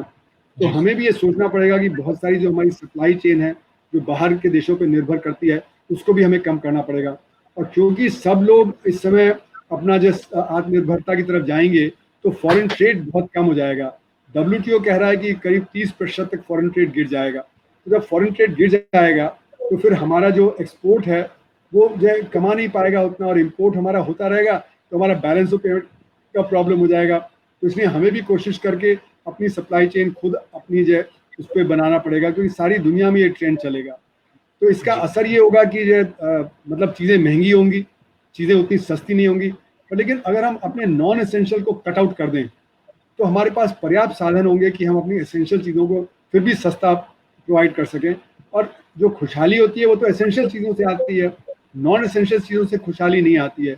अगर हम शर्ट को हर 1 साल में बदलते रहें, पैंट को हर 2 साल में बदलते रहें, कार को हर 5 साल में बदलते रहें, तो खुशी उससे नहीं आती है। खुशी आती है कि हम अपने आप खुद में अंदर से कितने कंटेंटेड हैं, खुद में अपने आप में कितना हमारा जो वो मतलब एक फीलिंग है कि हम कंटेंटेड हैं, हम हमारे पास जो एसेंशियल्स की सारी सुविधा है। तो इसलिए जो वेलफेयर है वो कंजम्पशन पे नहीं निर्भर करता, वो हमारे अपने मेंटल मेकअप पे निर्भर करता है। जिसके पास बहुत कम होता है वो भी खुश हो सकता है, जिसके पास बहुत हो वो नाखुश भी हो सकता है। तो इसलिए हमें सोचना पड़ेगा कि हमारे जो वेलफेयर है वो किस तरह से आए, और उसमें कोई ज़रूरी नहीं कि हम इतना ट्रैवल करें, ट्रेड करें, या इतना पर्यावरण पे जो गलत असर है उसकी तरफ वो चलते चलें। बहुत बहुत धन्यवाद सर, आपने वेलफेयर और इसेंशियल्स का जो मतलब समझाया। मेंटल हेल्थ के लिए भी काफ़ी इम्पोर्टेंट एस्पेक्ट है कि हम अपने एसेंशियल कमोडिटीज़ के साथ खुद को संतुष्ट रखें, कंटेंट रख पाएँ। That will also benefit the mental health of everyone. जी हाँ। धन्यवाद, आपने काफ़ी लंबा समय दिया हमें और काफ़ी जानकारियाँ दी। काफ़ी सारे जो पिक्चर है जो ब्लर थी कि इकोनॉमी में हम अभी तक केवल गवर्नमेंट को ब्लेम कर रहे थे कि गवर्नमेंट कुछ कर नहीं रही है। आपने रिसोर्सेज के बारे में बता के वो पिक्चर भी क्लियर की कि गवर्नमेंट भी मजबूर है कि उसके पास रिसोर्सेज कम है।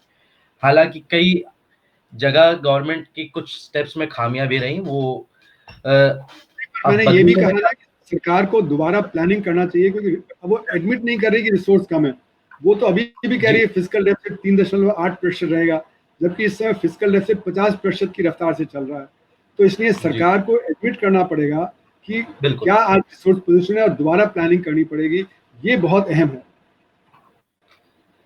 हमें एक तरह से पूरा रीपैकेजिंग करनी होगी, पूरा रीप्लानिंग, रिकंस्ट्रक्शन करना होगा अपनी इकोनॉमी का, अपने हेल्थ इंफ्रास्ट्रक्चर का, एजुकेशन इंफ्रास्ट्रक्चर, हर एक चीज को एक नए नजरिए से देखना होगा, बदलते हुए वक्त के हिसाब से। ये मैं समझ पाया हूँ आपकी सारी बातों से, और इकोनॉमी के बारे में काफी क्लैरिटी आ गई है। मुझे उम्मीद है कि हमारे साथ जो लोग आज जुड़े थे, जिन्होंने ये सेशन सुना है, वो लोग भी हमारे भारत की अर्थव्यवस्था को कोरोना वायरस की वजह से किस तरह प्रभावित हुई है, और क्या पॉसिबल स्टेप्स हैं, क्या संभावित कदम हैं जो भारत सरकार को उठाने होंगे, जो हमें अपने इंडिविजुअल लेवल पे उठाने होंगे, ताकि हम सरवाइव कर पाएं, हम सस्टेन कर पाएं इस पेंडेमिक से, और खुद को आने वाले समय में किसी भी एक ऐसे आपदा महामारी के लिए खुद को तैयार रख पाएं। धन्यवाद सर। आप अगर कोई कंक्लूडिंग रिमार्क्स देना चाहें तो प्लीज। नहीं, बस हो गया। अब और ज़्यादा जानकारी के लिए मेरे आर्टिकल्स हैं EPW वगैरह में, वो पढ़ेंगे तो ये और ज़्यादा क्लैरिटी हो जाएगी, क्योंकि उनमें विस्तार से एक्सप्लेन किया है। तो बाकी मेरे कई आर्टिकल्स हैं, तो उनको अगर देखें तो ठीक रहेगा। सर, हमारे इस कन्वर्सेशन का एक ट्रेडिशन है कि हम अपने स्पीकर से किसी एक व्यक्ति को नॉमिनेट करवाते हैं, जिसे हम अगली कन्वर्सेशंस में बुला सकें। तो आप अगर किसी एक व्यक्ति को नॉमिनेट कर सकें। तो मुझे लगता है कि हेल्थ पैंडेमिक पे अगर आपने किया है, तो आपने ऑलरेडी कर रखा है हेल्थ के इशू पे? हमने sir health as a human right पे किया है, अभी health as a health infrastructure नहीं किया है। तो अगर आप चाहें तो मतलब आजकल ये रणदीप गुलेरिया जी जो हैं एम्स के डायरेक्टर, वो बहुत इस पे बोल रहे हैं। अगर उनको आप सुनना चाहें तो उनको आप पूछ सकते हैं, और वो व्यस्त बहुत है, पता नहीं वो कर पाएंगे या नहीं, पर वो बात सेंसिबल बातें काफ़ी कर रहे हैं, तो उनको आप कर सकते हैं, कोशिश कर सकते हैं। जी धन्यवाद सर, आपका समय देने के लिए, और इस पूरी जानकारी this was a very learning and informative session for us and for all the audiences. Thank you so much sir for joining us today. एक चीज और मुझे ध्यान आई कि प्रोफेसर ऋतु प्रिया हैं JNU में, वो भी मतलब कम्युनिटी हेल्थ में काम करती हैं, वो भी इस पे बात कर सकते हैं। अगर रणदीप गुलेरिया जी ना भी मिले तो प्रोफेसर ऋतु प्रिया मेहरोत्रा हैं, उनसे आप बात कर सकते हैं। बहुत बहुत धन्यवाद सर, आपने काफी रिसोर्सफुल पर्सन जो हैं, काफी जानकार लोगों के बारे में बताया। हम कोशिश करेंगे कि उनसे जुड़ पाएं और उन्हें हमारे बाकी दर्शकों के साथ जोड़ने की पूरी कोशिश रहेगी। धन्यवाद सर। मैं उम्मीद करता हूं कि आपका लॉकडाउन स्वस्थ और सुरक्षित तरीके से निकलता रहे, और आप स्वस्थ रहें, और इसी तरह हमारे बीच आप वापस जुड़ें, और भी आप अलग अलग विषयों पे जिन पे आपने काम किया है, हम कोशिश करेंगे कि उन विषयों पे आपके साथ आने वाले सेशंस में बात कर पाए। धन्यवाद। धन्यवाद। नमस्ते सबको, नमस्ते। All the best. Thank you so much everyone.